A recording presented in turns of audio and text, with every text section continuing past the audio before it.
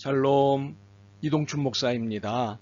오늘도 여러분의 삶이 주님의 평안으로 가득하시길 기원하며 하나님의 말씀을 나누겠습니다.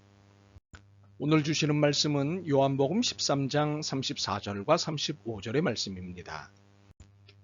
새 계명을 너희에게 주노니 서로 사랑하라. 내가 너희를 사랑한 것 같이 너희도 서로 사랑하라. 너희가 서로 사랑하면 이로써 모든 사람이 너희가 내 제자인 줄 알리라. 아멘.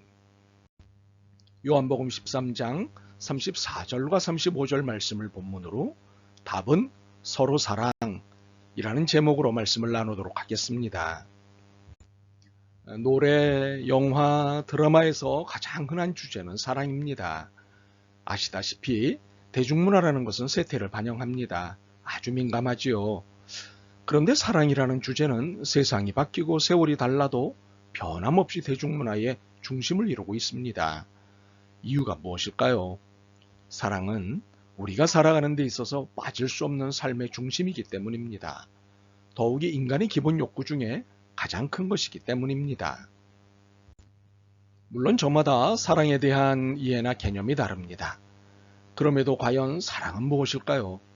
사전적 정의에 따르면 인간의 근원적인 감정으로 인류에게 보편적이며 인격적인 교제 또는 인격 이외의 가치와의 교제를 가능하게 하는 힘이라고 합니다.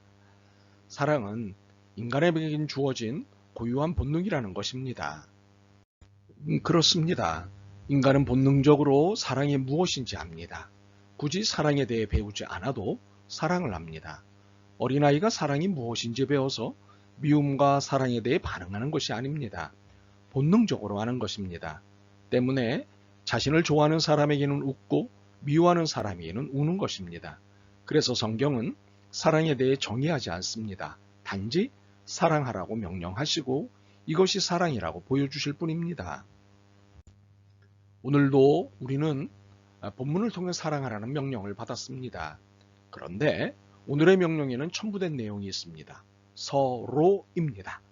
혼자 사랑하는 것이 아니라 쌍방간에 사랑하라는 것입니다. 이것은 나의 사랑이 아니라 우리의 사랑을 지시하신 것입니다. 공동의 사랑을 말씀하신 것입니다. 그렇다면 이처럼 서로 사랑을 명령하신 이유가 무엇일까요? 서로 사랑하면 힘이 나기 때문입니다. 해보신 분은 알겠지만 짝사랑은 힘이 듭니다. 상대방이 알아주지 않으니 얼마나 힘이 듭니까? 그러나 서로 사랑하면 얼마나 좋은지 모릅니다. 힘이 납니다. 살맛이 납니다. 세상이 다 내 것 같습니다. 너무 좋아서 관대해지고 웃음이 끊이지 않습니다.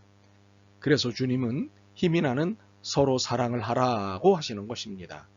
그러면 우리가 서로 사랑할 때 어떤 힘이 생기는지 좀 더 구체적으로 살펴보겠습니다. 먼저는 서로 사랑할 때 더 멀리 걸을 수 있는 힘이 생깁니다. 제가 마라톤을 배울 때 권병승 집사님이 늘 힘이 되셨습니다. 전문가인 권 집사님이 함께 해주면 더 멀리, 더 빨리 달릴 수 있었습니다. 이렇듯 혼자라면 외로운 길이라 힘듭니다만 함께하면 외롭지 않아 잘 살 수 있습니다. 지칠 때마다 서로를 후원해 줄 수 있기 때문입니다. 베드로전서 3장 8절 말씀에 보시면 마지막으로 말하노니 너희가 다 마음을 같이하여 동정하며 형제를 사랑하며 불쌍히 여기며 겸손하며. 우리가 상대방의 모든 문제를 해결해 줄 수는 없습니다. 그러나 기도해주고 돌보아주고 격려해 줄 수는 있습니다. 문제는 하나님이 해결하시는 것이고 우리는 서로에게 위로자가 되는 것입니다. 그러므로 서로 사랑은 고독과 외로움에 대한 하나님의 해답입니다. 두 번째로는 서로 사랑할 때 더 많은 일을 할 수 있습니다. 전도서 4장 9절 말씀을 봅니다. 두 사람이 한 사람보다 나음은 그들이 수고함으로 좋은 상을 얻을 것임이니라.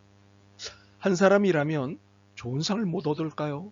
그렇지는 않습니다. 그러나 주님은 혼자 일하지 말고 함께 일하라고 하셨고 함께 일하면 더 좋은 상을 주시겠다고 하셨습니다.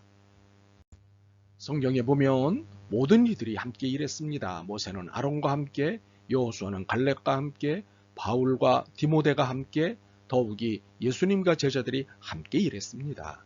함께 일할 때 놀라운 역사가 일어났습니다. 세상을 바꾸는 역사가 일어났습니다. 여기서 함께 일한다는 것은 함께 사랑한다는 것의 동의어와 같습니다. 그러므로 서로 사랑은 피로나 탈진을 해소할 수 있는 방법에 대한 하나님의 해답입니다. 세 번째로는 서로 사랑할 때 패배와 실패의 소지를 많이 줄일 수 있습니다. 우리 모두에게는 각자의 맹점이나 양점들이 있습니다. 그런데 나에겐 약점인데 상대방에겐 강점입니다. 그러므로 함께 하게 되면 나의 약점이 강점으로 보완되는 것입니다. 그래서 패배와 실패의 소지를 줄일 수 있게 됩니다. 빌립보서 2장 4절 말씀을 보시면 각각 자기 일을 돌볼 뿐더러 또한 각각 다른 사람들의 일을 돌보아 나의 기쁨을 충만하게 하라고 말씀하십니다. 서로의 약점을 보완해 줄 때 실패의 소지는 줄어들고 성공의 확률이 높아질 수 있는 것입니다. 전도서 4장 12절입니다. 한 사람이면 패하겠거니와 두 사람이면 맞설 수 있나니 세 겹줄은 쉽게 끊어지지 아니하느니라. 우리나라 사람들은 참 성경적이지 않습니까? 돼지고기를 먹을 때 삼겹살을 최고로 치지 않습니까? 함께함의 삼겹살은 우리의 실패를 줄여줍니다. 그러므로 서로 사랑하는 절망을 넘는 것에 대한 하나님의 해답입니다. 네 번째로는 서로 사랑할 때 그리스도를 증거하는 일에 능력을 더하게 됩니다. 요한복음 13장 35절입니다. 너희가 서로 사랑하면 이로써 모든 사람이 너희가 내 제자인 줄 알리라. 하나님께서는 전도의 대사명을 이루시기 위해 성령님을 보내셨지만 이것만이 아닙니다. 우리에게 서로를 주셨습니다. 우리가 서로 사랑할 때 세상은 우리가 예수님의 제자인 것을 알게 되고 인정하게 됩니다. 이때 그들은 우리가 전한 복음을 받아들입니다. 믿지 않는 사람들이 미워하고 싸워도 손가락질 받는 세상입니다. 하물며 믿는 사람들이 서로 사랑하지 않는다면 어찌 더욱 비웃지 않겠습니까? 한국교회에 복음의 역사가 저하되고 있는 이유가 여럿 있습니다. 이 중 가장 큰 이유가 교회가 세상 법정에 교회의 문제를 맡기고 나서부터입니다. 교회는 더 이상 교회 조직의 최고법인 교회법을 존중하지 않습니다. 일이 터졌다 하면 세상 법정으로 달려갑니다. 그리고 하나님의 교회 문제를 하나님도 모르는 법관에게서 판결을 받습니다. 세상에 이런 아이러니라니 제발 더 이상 이러지 않기를 바랍니다. 다투는 대신 우리는 서로 사랑해야 합니다. 그래야 힘이 생깁니다. 그래야 외롭지 않고 지치지 않고 실패하지 않게 됩니다. 더욱이 복음의 역사를 다시 볼 수 있습니다. 하나님은 한국교회를 사랑하십니다. 그래서 다시 일어나는 것을 보고 싶어 하십니다. 방법은 하나밖에 없습니다. 서로 사랑하는 것뿐입니다. 아멘. 주님, 사랑받는 일은 당연해 하면서 사랑하는 일은 인색했습니다. 사랑을 받을 때는 좋아하면서 사랑해야 할 때는 귀찮아했습니다.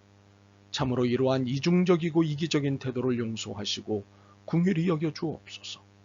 서로 사랑하겠습니다. 도와주옵소서. 예수 그리스도의 이름으로 기도드립니다.